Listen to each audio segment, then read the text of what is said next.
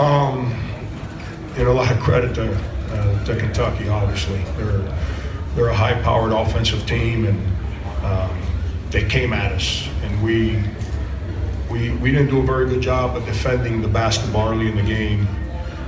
They just drove us and kind of put us on our heels, and by the time the game settled down, we're down 17, 18, something like that, and we regrouped and made it a competitive game, and there, at the end, some guys just got tired. We weren't any good at practice yesterday, and I was very concerned.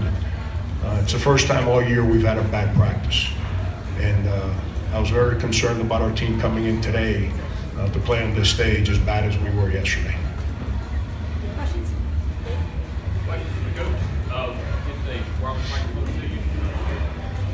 Frank, just how much did PJ's absence affect you defensively? Was it just they didn't quite have that perimeter look that they normally show? Yeah, I mean, talking about a 6'6" guy that knows how to defend, but the bigger problem is now you're playing a lot of inexperienced guys at Rupp Arena against the number 5 team in the country or whatever they are, that's high-powered offensively in front of 25,000 people. And by the way, we've made progress as a program. So I remember sitting here with you guys some years ago and telling you that I've been in this building as a fan since I coached a couple guys that played for me in high school that played here. And the first time I ever heard this building quiet was when we were in here 3 years ago. We obviously have made progress because it was real loud in there today. But it's that's where you hurt, is you lose experience, and now you're throwing guys that are out there for the first time. And I can sit here. Sonny had the flu. He hasn't even practiced, and now he's got to play. Whatever. No excuse. They beat us. It is what it is. Frank, could you talk a little bit about the lift that Kentucky got from Willis and Hawkins off the bench today? Yeah, he always kills us. Willis always gets us, and we tried real hard to prepare for those corner threes, and my big guys didn't play. They didn't play well today. We were bad yesterday in practice. I'm just telling you. I'm not trying to say that we gave him open shots. He made a couple tough ones, and give that kid credit. Upperclassman making plays to help his team always gets us. But I knew we were not going to be defensively any good today, and we picked the wrong team to be bad on defense against. And we went to that zone, and it kind of settled them down a little bit. Obviously, Fox going out of the game impacts them offensively, but then coming down the stretch, we had some bad breakdowns defensively, and to give them open shots and give them credit. Willis, Monk, they're good players. They made them. Frank, you've mentioned a couple of times about the recent practice not being what you wanted. What was going on or not going on in that practice that told you this is not good? I have no idea. I have no idea. I wish I had a better answer for you, Jerry. No idea. It's the first time all year that we weren't any good. One thing I can say about our team this year is they since the summer, they've come in every single day and they've competed. They force each other to work. And yesterday,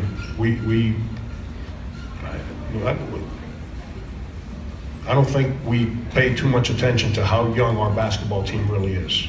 We got a couple seniors, and 3 to be exact. And then everyone else, Chris Silva's a sophomore, PJ sophomore, he didn't play. So now we get even younger because everyone else on our team's a first-year guy. And, we just weren't good.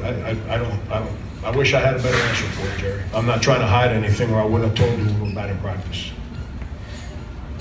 When did you realize that PJ wasn't going to be able to go, and how much of the onus did Sindarius take on knowing that PJ wasn't going to be able to play? Yeah, I'll answer the second part first. Sin's a winner.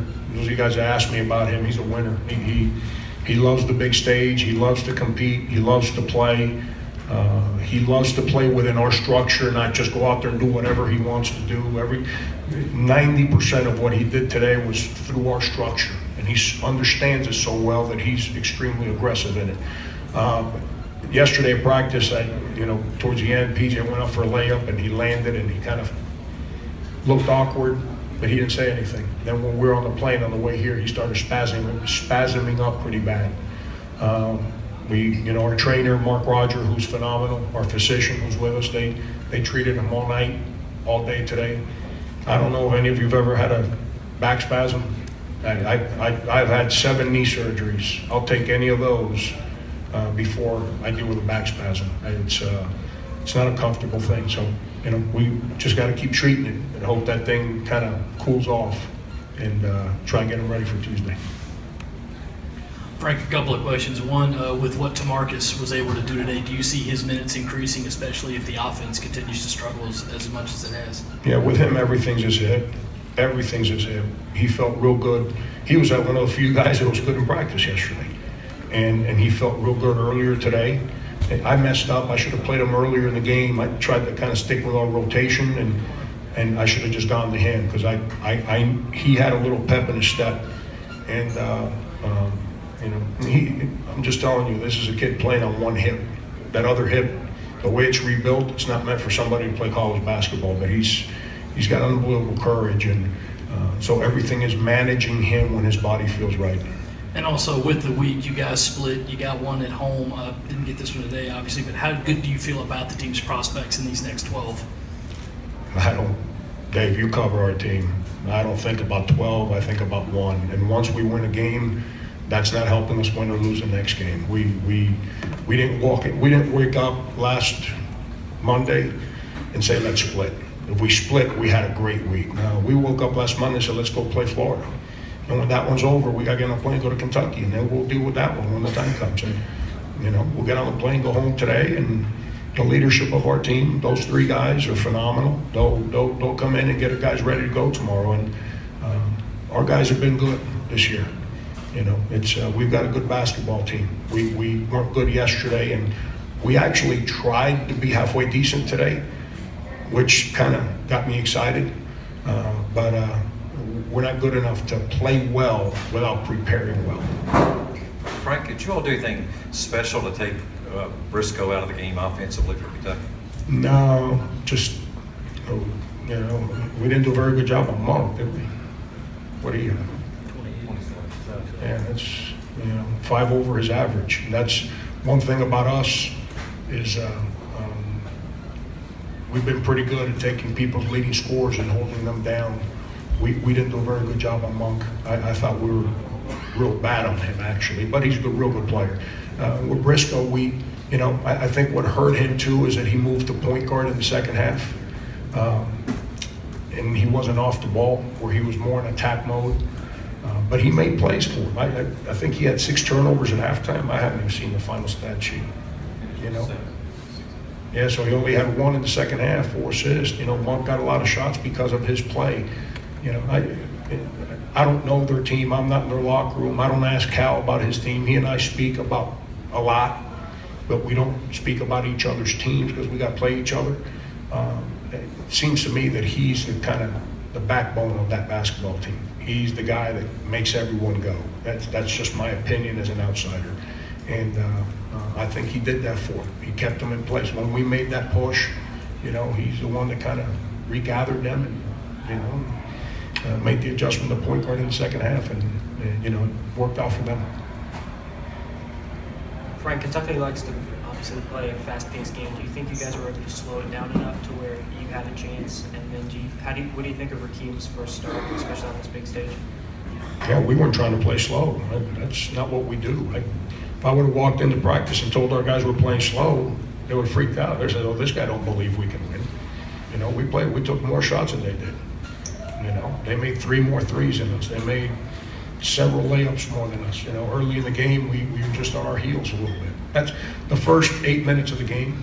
That's where, they're too good offensively to come back from so far from behind, because eventually they're going to make another run. And, Rakeem, he was nervous. It is what it is. He settled down, played better in the second half. But like freshmen, they get wrapped up in the moment. And he had some missed assignments on offense. And then offensively, it's not like he was trying to line up and guard a guy that plays like me. He's trying to guard like some real good players. And once he settled down, he played better. I thought he was real nervous early in the game. Frank Sindarius kind of got off to a slow start scoring-wise, but then really picked it up. Was there something there, do you think, that got it going? He's our guy. He's you know, Jerry, when we lost those 3 games without him, he's our guy. He is the guy on our basketball team. He's the guy that gets to the line. He's the guy that can post. He's the guy that can shoot. We play him at the 1, the 2, the 3, and the 4. He's our guy, and he's the guy that has that brings the toughness to our basketball team. He's the guy that brings the demeanor. He's the guy he's the personality of our team, and I'm real proud of him. He's having a heck of a senior year. He's done a great job of leading this team, and I'm going to expect him to be real good in practice tomorrow. Frank, y'all got into really early foul trouble in the first half, and then a couple of guys picked up some fourth fouls early in the second half. How much did that affect you guys? It seemed like y'all were going to Chris Silva early on the offensive end. Did having him come out of the game affect y'all on offense as well as defense? We should be used to him and Mike being in foul trouble. You know, that's all they do is foul. It's feast or famine. They either end the game with 0 points and 5 fouls, or they score 12 points, 7 rebounds. It's no in between with those guys. And we did try to go. We were trying to put some fouls on Bam early in the game by trying to go at him. He went at us, and we didn't go at him. Those 2 guys didn't play well. It's just him. You're talking about Mike and Chris. Yeah, they neither one played well. Thank you very much. Thank you.